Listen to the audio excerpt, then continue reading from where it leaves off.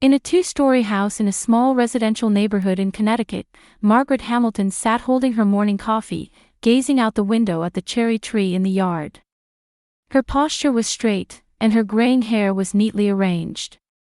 40 years of experience as a nurse had given her a natural dignity and composure. Ever since losing her husband John to a heart attack 5 years ago, Margaret had been living with her daughter Lisa's family. At first, she had been hesitant, but now she had naturally blended in as a member of the family. She helped prepare breakfast, looked after her grandson Ethan, and after dinner, the whole family would watch television together. Such peaceful days had continued. "Grandma, will you make my lunch today too?" 12-year-old Ethan called out as he ran down the stairs. With his brown hair still messy and his school uniform disheveled, he looked like the energetic boy he was. However, his eyes held a wisdom beyond his years. "Of course. Today I'll pack a ham sandwich, an apple, and some cookies," Margaret answered, giving her grandson a light kiss on the cheek. Ethan smiled happily, though he looked a bit embarrassed. "Ethan, hurry up and eat your breakfast. You'll be late for school." Lisa poked her head out from the kitchen. She had the same gentle eyes as her mother, but there was a somewhat tired expression on her face. Teaching 3rd grade at the elementary school, she tended to be overly responsible and was always worrying about others. "Good morning, Mom. You're up early today." "I have a PTA meeting." Tom already left. Tom was a man who worked in sales at a local insurance company. He wasn't tall, but he had a sturdy build and always maintained a serious expression. When Margaret first moved in, he had been a bit confused, but now he cherished his mother-in-law like his own mother. He worked hard from early morning until late at night, doing his best for his family. "He seems so busy lately. I worry he might get sick." Margaret placed her hand on her daughter's shoulder. Lisa showed a slightly relieved expression at her mother's warmth. "It's okay, Mom. Tom is strong." Even as she said this, there was anxiety mixed in Lisa's voice. Her husband's work stress, their son's education expenses, and living with her mother, Margaret could sense that Lisa was dealing with various concerns in her own way. After Ethan left for school and Lisa headed to work, Margaret was alone cleaning the house and thinking. Life with this family was truly happy. Her daughter and son-in-law never treated her like a burden and always showed consideration. Especially the time with Ethan was more precious to her than anything else. When she lost her husband, Margaret had fallen into deep despair. However, because of her family's support, she was able to find meaning in life again. In the afternoon, Margaret was tending to the flowers in the garden. She had built good relationships with the neighbors, and many people would stop by during their walks to chat. "Mrs. Hamilton, you look well today as always." Mrs. Johnson from next door called out to her. "Thank you. I'm blessed with family, and every day is fulfilling." While exchanging such conversations, Margaret was truly satisfied from the bottom of her heart. However, deep in her heart, there was one heavy shadow. It was about her son David. She had barely been in contact with him for 10 years. He had become obsessed with gambling, caused trouble for the family, and then suddenly disappeared one day. Sometimes Margaret would wake up in the middle of the night and lie awake thinking about her son. Where was he now and what was he doing? Was he healthy? As a mother, her love for her son could never completely disappear. In the evening, when Tom returned from work, the whole family gathered for dinner. Ethan excitedly talked about what happened at school, Lisa gently nodded along to her son's stories, and Tom, though showing a tired expression, cherished the time with his family. "Grandma, would you like to go see a movie with me this weekend?" At Ethan's suggestion, Margaret nodded happily. She wished from her heart that these peaceful, love-filled days would continue forever. On an afternoon when the cold March rain was beating against the windows, Margaret was in the living room helping Ethan with his homework. While looking at her grandson's serious profile as he worked on math problems, she felt peaceful. Just then, the doorbell rang. I wonder who that could be. Margaret stood up and opened the door. Standing there was a face she recognized, but it had changed greatly from her memory of 10 years ago. Mom. It was David. Her son had grown thin and pale. He who had once been tall with an athletic build now had slumped shoulders and was wearing shabby clothes. However, there seemed to be an honesty in his eyes that she hadn't seen in a long time. David. Margaret's voice was trembling. For 10 years, she had been worried about her son's whereabouts. She would wake up in the middle of the night and pray for his safety. That son was now standing right in front of her. Mom, I'm sorry. I'm really sorry. David's voice was hoarse. He knelt in front of his mother and bowed his head. Come in. It's cold out there. Margaret invited her son into the house. Ethan, who was in the living room, looked confused when he saw the unfamiliar man. Ethan, this is your uncle. Uncle David. Uncle. Ethan had heard from his mother that there was an uncle who had gone missing. However, this was the first time he had actually met him. So you're Ethan. You've grown so big. David smiled gently at his nephew. That smile held traces of his former self. Margaret made coffee for her son and sat facing him. David held the steaming cup with both hands and slowly began to speak. These past 10 years, I've been living a really terrible life. I made debts from gambling, caused trouble for the family, and left home as if I was running away. But Mom, I've changed. There was an unprecedented seriousness in his voice. 3 years ago, I participated in a gambling addiction treatment program. There I faced my problems and understood how deeply I had hurt my family. The treatment was hard, but I was finally able to get myself back. Margaret quietly listened to her son's words. As a mother, she could feel her son's suffering. At the same time, she harbored anxiety about whether he had really changed. Now I'm working at a construction site. The pay isn't much, but I'm working honestly. And every day I've been thinking about my family. Especially about you, Mom. David was crying. I hurt you, Mom, and caused you worry. I'm truly sorry. But I'm not the same person I used to be. I want to start over as a member of the family. Margaret took her son's hand. That hand was rough from labor, but it was warm. David, you are my precious son. No matter what happens, that will never change. Mother and son embraced. Ethan watched with some confusion, but seeing his grandmother's joy, he felt relieved.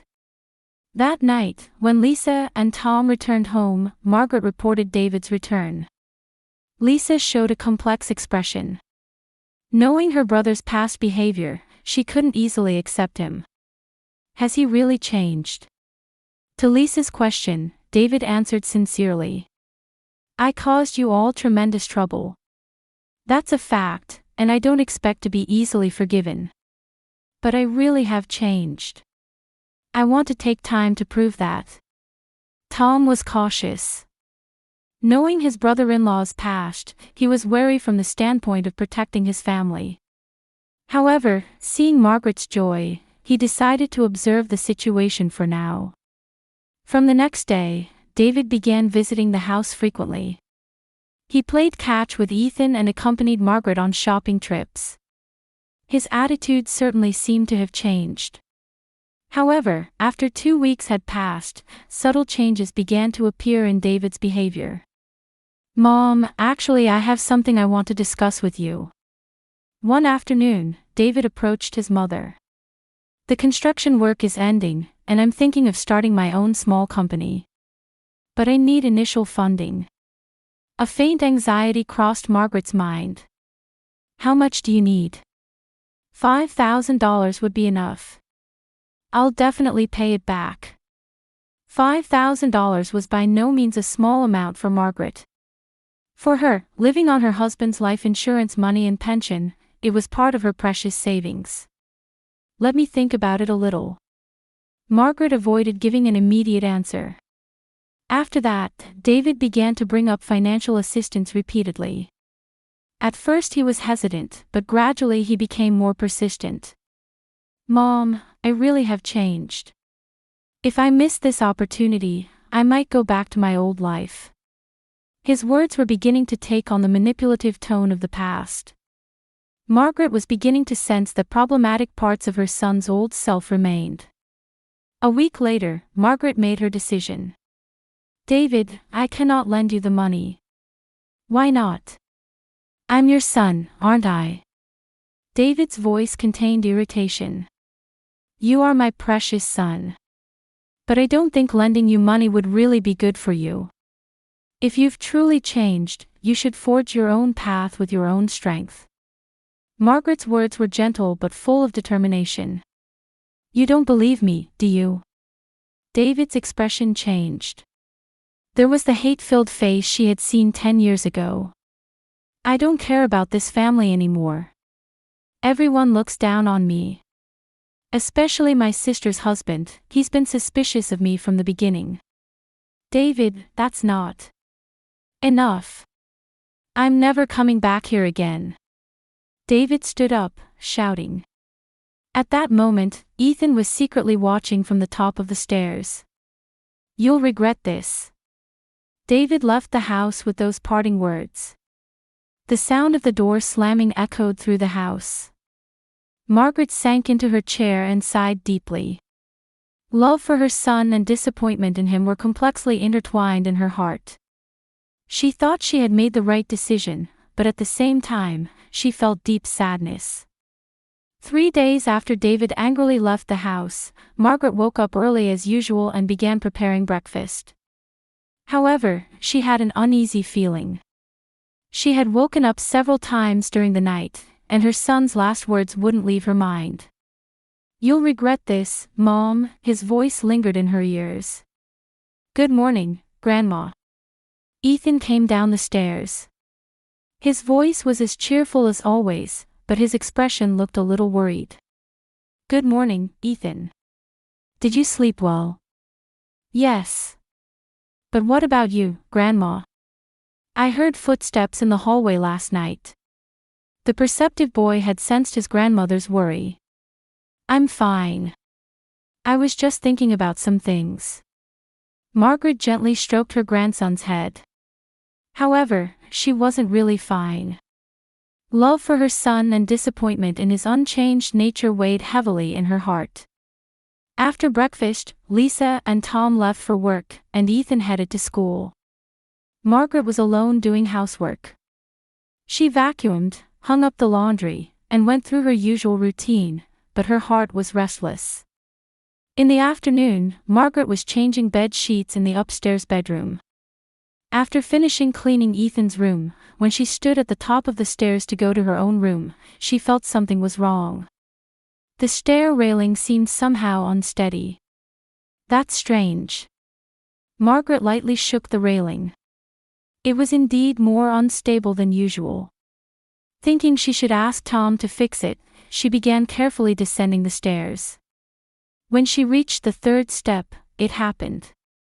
The stair board she stepped on suddenly tilted, and Margaret lost her balance. She tried to grab the railing, but it came loose with her. Margaret's short scream echoed through the house. Her body tumbled down the stairs and hit the hard flooring on the 1st floor head first. Her consciousness ended there. Mrs. Johnson from next door noticed the strange noise and visited Margaret's house 20 minutes later. The front door was unlocked. When she entered the living room, she found Margaret collapsed at the bottom of the stairs. Margaret! Oh my God! Mrs. Johnson quickly called an ambulance. When the paramedics arrived, Margaret was breathing but unconscious. She had a large wound on her head and was bleeding. Severe head trauma. We need to transport her to the hospital immediately. The paramedics' urgent voice rang out. In the intensive care unit at St. Mary's General Hospital, Margaret was connected to life support machines. After the doctors thoroughly examined her condition, they called her family. Lisa rushed from school, running breathlessly through the hospital corridors and hearing the doctor's explanation in front of the ICU. Tom also hurried from work and stood next to his wife. "You're Mrs. Hamilton's family, correct?" Dr. Smith faced the family with a serious expression. "Your mother's condition is very serious. She has suffered severe brain contusion from the fall down the stairs. She's currently in a coma and needs life support." Lisa's face turned pale. Tom supported his wife's shoulder. "What are the prospects for recovery?" To Tom's question, the doctor answered with a heavy tone. "To be honest, the situation is very dire. With such severe brain damage, even if her life is saved, there's a high possibility she may never regain consciousness." Lisa nearly broke down crying. "You mean she would be in a vegetative state?" "I'm afraid that possibility is high. As a family, you may be faced with very difficult decisions." The doctor's words sounded hopeless to the family. During ICU visiting hours, Lisa and Tom sat at Margaret's bedside. Various tubes were connected to her body, and monitors continued to show signs of life. It was so different from the once active mother-in-law they knew. "Tom, what should we do?" Lisa whispered while gripping her husband's hand. "Mom is only 62. She was supposed to enjoy so much more of life." Tom tried to comfort his wife, but he was also shaken. Margaret had been like a real mother to him. Supported by her warmth and wisdom, the family had lived happily. Listening to what the doctor said, Tom trailed off. But the meaning was clear. "She's just an old person anyway." The words Lisa whispered were born from exhaustion and despair. She loved her mother, but she also had to consider practical problems. Medical expenses, care issues, the impact on Ethan. That's right. She wouldn't want to live in this condition. Tom felt the same way. They held hands and quietly left the hospital room. The next day, when Ethan came home from school, he was told about his grandmother's accident. "Where's Grandma? Can I go see her?" "Ethan, Grandma is in a very dangerous condition right now. Children aren't allowed to visit," Lisa gently explained to her son. However, Ethan's worry was serious. His grandmother was one of the most important people to him. That night, Lisa and Tom discussed the future with the doctor. "Please discuss as a family whether to continue life-sustaining treatment. However, please understand that with current medicine, the possibility of regaining consciousness is extremely low." The doctor's words weighed heavily on the family's hearts. For 3 days, Margaret remained in a coma. Lisa and Tom visited every day, but gradually their visits became less frequent. Both were mentally exhausted by the hopeless situation. On the morning of the 4th day, a miracle happened. Margaret's finger moved slightly. There was a change in the monitor readings, which a nurse noticed. "Dr. Smith. The patient is showing response." When the doctor rushed over, Margaret's eyelids slowly opened. "Mrs. Hamilton. Can you hear me?" Margaret's eyes couldn't focus properly, but she was definitely regaining consciousness. "Water." It was a hoarse voice, but clear words. "It's a miracle." The doctor couldn't hide his surprise. Regaining consciousness from such a severe case was extremely rare medically. However, when Margaret fully regained consciousness, there was no one in the hospital room. Her family hadn't come. In the silence, she tried to understand her situation. She tried to move her body, but still had no strength. Her head was wrapped in bandages, and various tubes were connected to her body. Her memory was vague, but she remembered falling down the stairs. While looking around the bedside table, Margaret found a small folded piece of paper next to her pillow. With trembling hands, she picked it up and slowly opened it. There, written in careful, childlike handwriting, was, "Grandma, I know who did it. Ethan." Margaret's heart began beating violently. Who did it? What did they do? And why had Ethan left such a note? She clutched the note with trembling hands while considering various possibilities in her mind. The loose stair railing, David's last words, and the fact that no family members had come to visit. Everything was beginning to connect. As Margaret clutched Ethan's note, the hospital room door opened quietly. Looking back, she saw her 12-year-old grandson standing there with a worried expression. He had slipped past the nurses to see his grandmother. "Grandma! You're awake." Ethan ran over with expressions of joy and relief. However, he immediately looked around and lowered his voice. "I came secretly without telling Mom and Dad. They said children couldn't visit." Margaret grasped her grandson's hand. She was still weak, but she could feel the warmth. "Ethan, this note?" Margaret asked in a trembling voice. "Did you write this? What do you mean by, who did it?" Ethan looked around, confirmed no one was there, and brought his face close to his grandmother's ear. "Grandma, Uncle David tampered with the stairs. I saw him do it." Margaret went pale. "Tell me the details." Ethan began explaining in a small voice.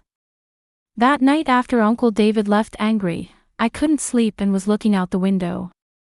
Then around 2 a.m., Uncle came back. He came in through the back door and had a toolbox." Margaret gasped. "I got scared and watched from the top of the stairs. Uncle loosened the stair railing and did something to the third step too. He was using a screwdriver to remove something." Ethan's testimony was specific and had details that didn't seem like a child's made-up story.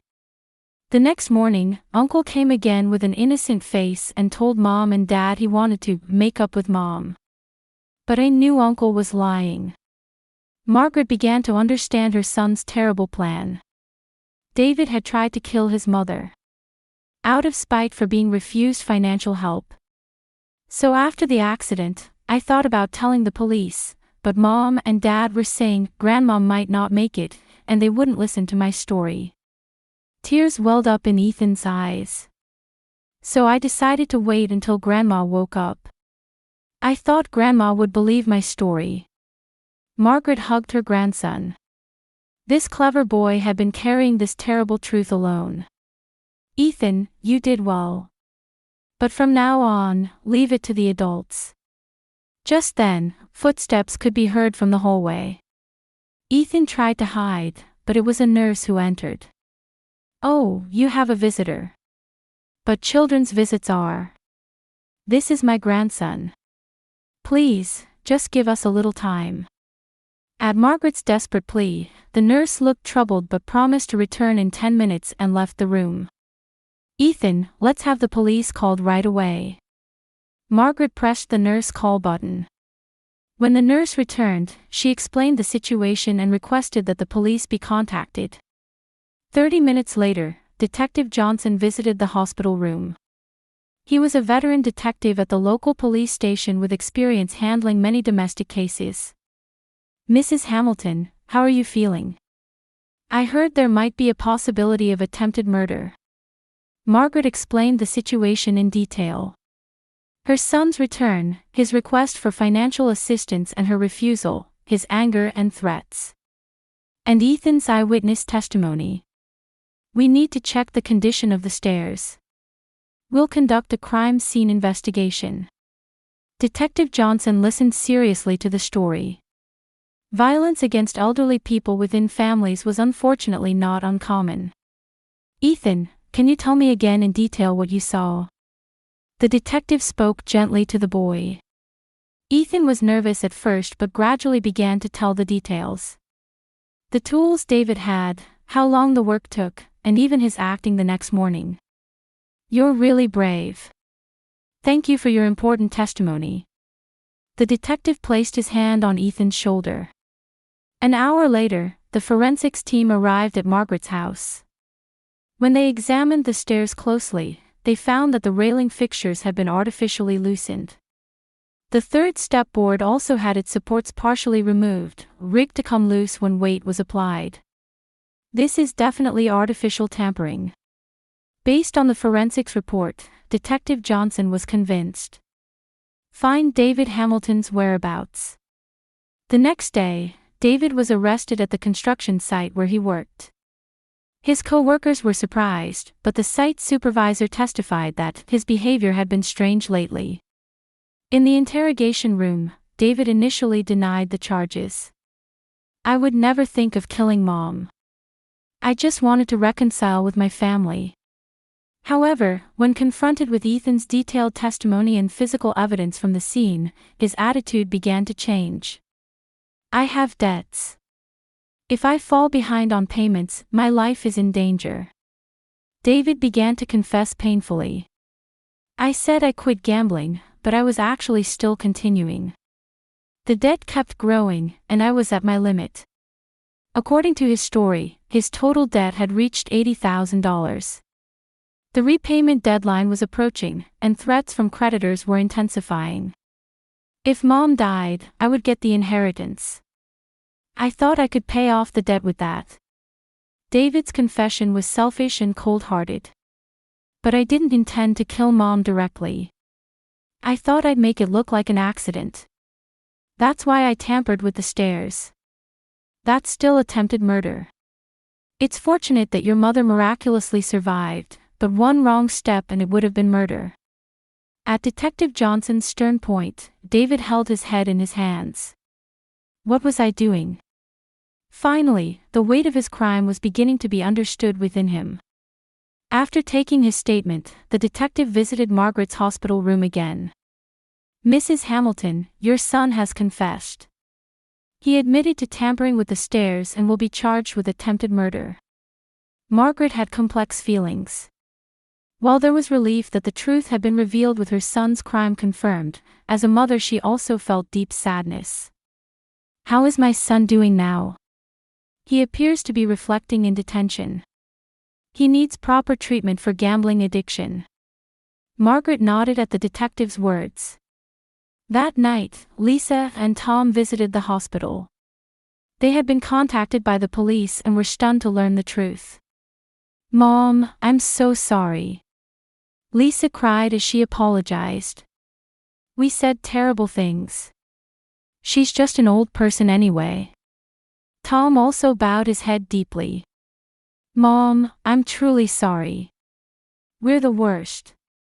Margaret forgave them both. You were suffering too. I understand. The family bond was about to become stronger through this difficulty. Meanwhile, Ethan was at his grandmother's bedside with a relieved expression.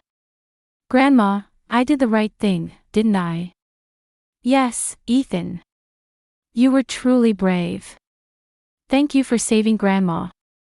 Margaret squeezed her grandson's hand. 6 months later, Margaret was tending to the roses in her garden. The scar on her head had become hidden by her hair, and her physical strength had almost completely recovered. The doctors called her recovery a miracle.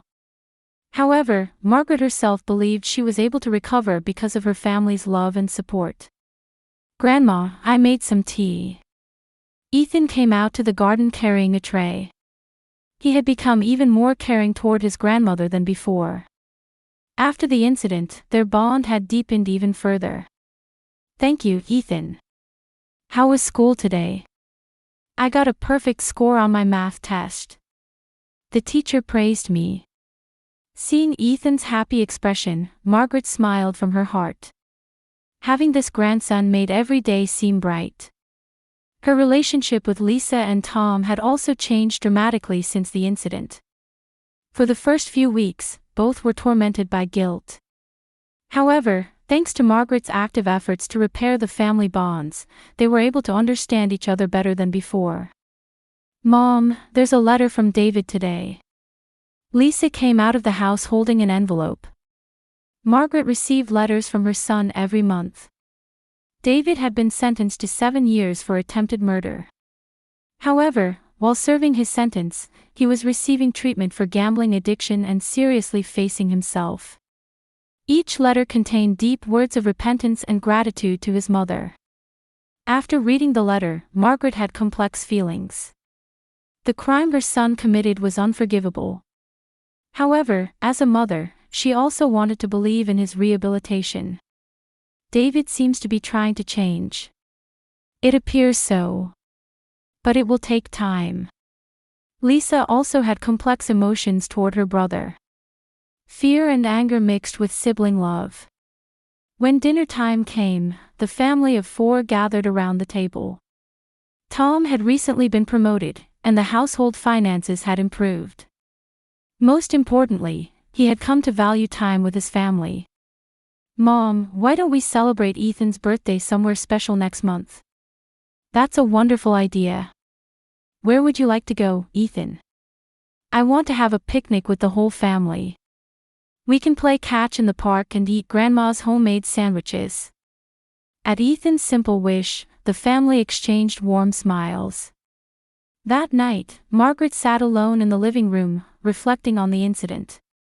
Through that terrifying experience, she had come to understand anew what was truly important in life. It was not just blood relations, but the bonds of family who truly trusted each other. Her love for David hadn't changed. However, he had to take responsibility for the path he had chosen. As a mother, Margaret would continue to pray for her son's rehabilitation, but at the same time, she wanted to value her own life as well. Ethan came down the stairs and sat next to his grandmother.